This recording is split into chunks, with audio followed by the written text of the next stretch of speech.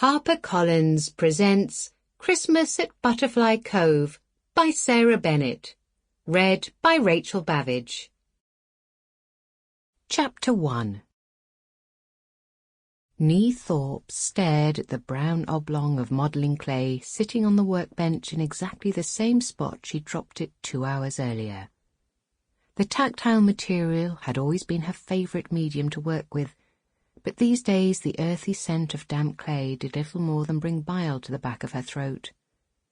After a month staying with her sister, Mia, and her new husband, Daniel, she'd run out of excuses as to why she wasn't working on anything. Daniel had recently opened a set of bespoke artist studios in the old barns adjacent to his wife's guest house in the idyllic coastal village of Orcombe Sands, known to the local population by the far prettier nickname of Butterfly Cove.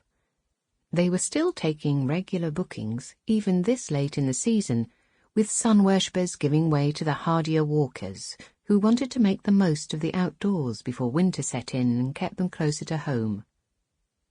Perched on the edge of the cove, at the head of a private beach, Butterfly House had provided a welcome haven for Nee's tattered spirits. It had also become the new hub of their family. Her middle sister, Kiki, had relocated to the village in the spring, finally escaping her disastrous marriage. With her 2 small children in tow, she'd not only made a new start, including running the latest family enterprise, a beautiful little tea shop and gallery in what had recently been a scruffy-looking garage block, she'd also found a new love in the shape of Daniel's best friend, Aaron Spencer. Nee swallowed.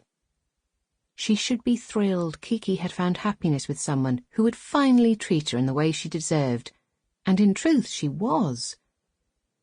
She would just have preferred it if Aaron hadn't been the elder brother of the man whose heart she'd broken, smashing her own to pieces in the process.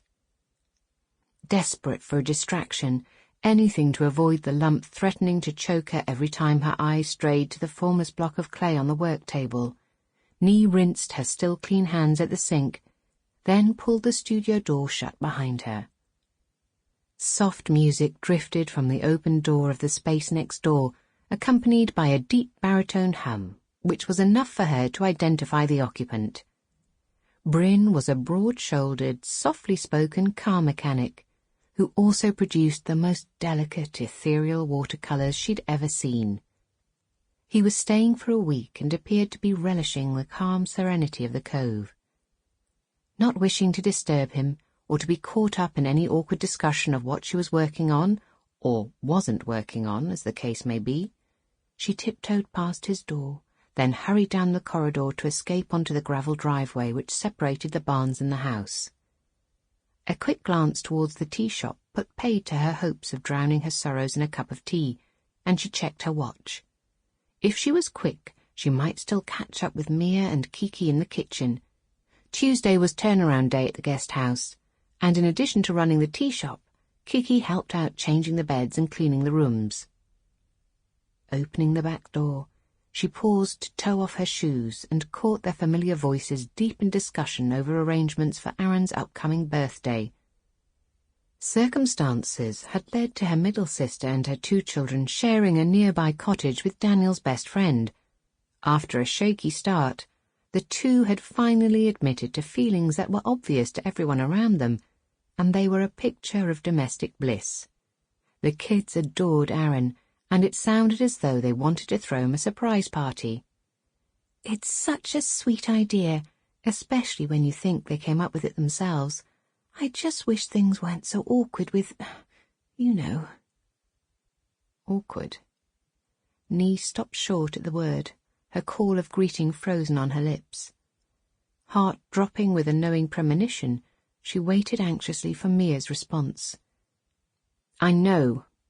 Mia sounded sympathetic and resigned in equal measures. "But we can't keep ignoring the situation." Kiki sighed. "You're right. But I don't want them thinking I've manufactured a situation to force them to face each other. But how can we possibly have a party for Aaron without Luke there?" Nee sagged against the cool plaster wall, shivering from more than the cool air gusting through the open door behind her. the soft... Sample complete. Ready to continue?